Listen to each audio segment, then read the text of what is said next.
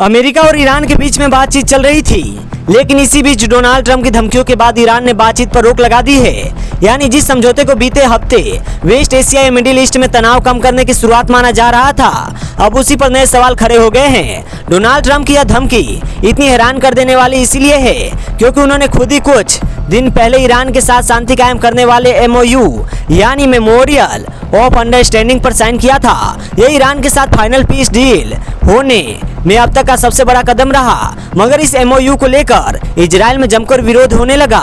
Israel के नेताओं को तो छोड़िए, बल्कि नेतन्याहू यानी सरकार के मंत्रियों तक ने इस एग्रीमेंट के खिलाफ बयानबाजी शुरू कर दी। बात इतनी आगे बढ़ गई कि अमेरिका की तरफ से नेगोशिएटिंग टीम को लीड कर रहे US के वाइस प्रेसिडेंट JD वेंस को तक उन्हें समझाइश देनी पड़ गई। वेंस ने खुले और साफ शब्दों में इजराइल से कहा कि आप महज 90 लाख आबादी वाले देश से आप हर मसले का हल किसी का मार कर नहीं निकाल सकते। वेंस ने इजराइल से मिलिट्री ऑपरेशंस और हिंसा का रास्ता छोड़ने को कहा था, लेकिन इजराइल तक यह मैसेज कितना सही तरह पहुंचा, इस बात का अंदाजा लगाया जा सकता है कि इस अमेरिका के मना करने के बावजूद इजराइल ने लेबनान पर फिर से हमले शुरू कर दिए। इजराइल इस MOU के खिलाफ है और फिर से उसने मिलिट्री ऑपरेशन शुरू कर दिए हैं। यानी जिस MOU पर युद्ध की शांति के लिए खुद डोनाल्ड ट्रंप ने साइन किए थे, इजराइल ने उसे मेटाफोरिकली फाड़ कर फेंक दिया। और अजब बात यह रही कि इस रवैये के बावजूद डोनाल्ड ट्रंप ने इजराइल पर गुस्सा करने के बजाय फिर से ईरान को धमकियां देनी शुरू कर दी है। लेबनान को लेकर ट्रंप ने ईरान से कह दिया कि इस बार हमला पहले से और भी ज्यादा कड़ा होगा आप पर, यानी अमेरिकी हमला। जब डोनाल्ड ट्रंप अपने शांति वाले MOU से यू टर्न लेकर ईरान को इस तरह धमकी दे रहे थे, उसी के कुछ घंटे बाद इजराइल के प्रधानमंत्री बेंजामिन नेतन्याहू ने एक बड़ी दिलचस्प बात कही। बोले, यूनाइटेड स्टेट्स में जो लोग कहते हैं कि प्रेसिडेंट ट्रंप वो सब कुछ करते हैं जो भी मैं उनसे करने को कहता हूँ, जबकि इजराइल में लोग कहते हैं कि मैं वो सब कुछ करता हूँ जो ट्रंप मुझसे चाहते हैं। उनकी बात सुनिए, काश मैं रोज उनको अपना सलाहकार बना पाता।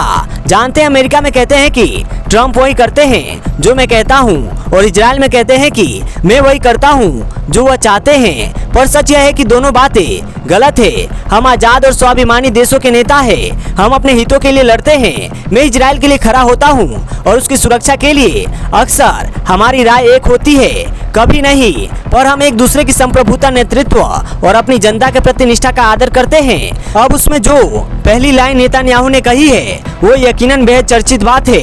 लगातार कई रिपोर्ट्स और कई एनालिस्ट ये दावा करते रहे हैं कि US प्रेसिडेंट डोनाल्ड ट्रंप असल में इजरायली PM नेतन्याहू की ही कही हर बात मानते हैं। ऐसे में इस बयान की टाइमिंग इसे और भी ज्यादा इंटरेस्टिंग बना देती है। क्रोनोलॉजी समझिए, ईरान और अमेरिका के बीच शांति के लिए MOU साइन होता है।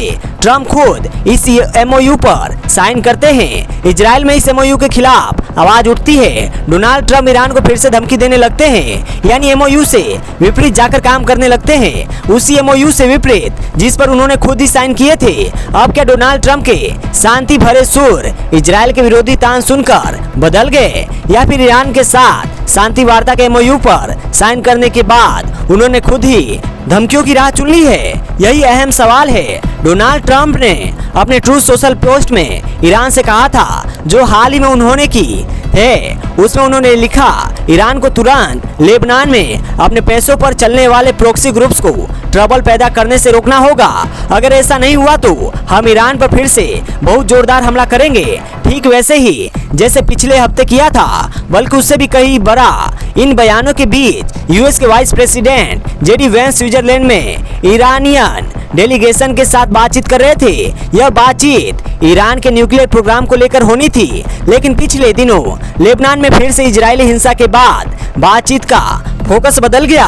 American media organisation Wall Street Journal की रिपोर्ट के मुताबिक ट्रंप की इन हालिया धमकियों के बाद ईरान का डेलीगेशन बातचीत छोड़कर चला गया। ईरानी मीडिया का कहना है कि फिलहाल बातचीत रोक दी गई है और यह साफ नहीं है कि यह कब दोबारा शुरू होगी। ईरान का कहना है कि ट्रंप के इस बयान ने हमारे मेमोरेंडम ऑफ अंडरस्टैंडिंग यानी MOU का उल्लंघन कर दिया है, जबकि उस पर ईरान और अमेरिका दोनों ही देशों ने पिछले हफ्ते मिलकर दस्तखत किए थे, इलेक्ट्रॉनिकली साइन किए थे।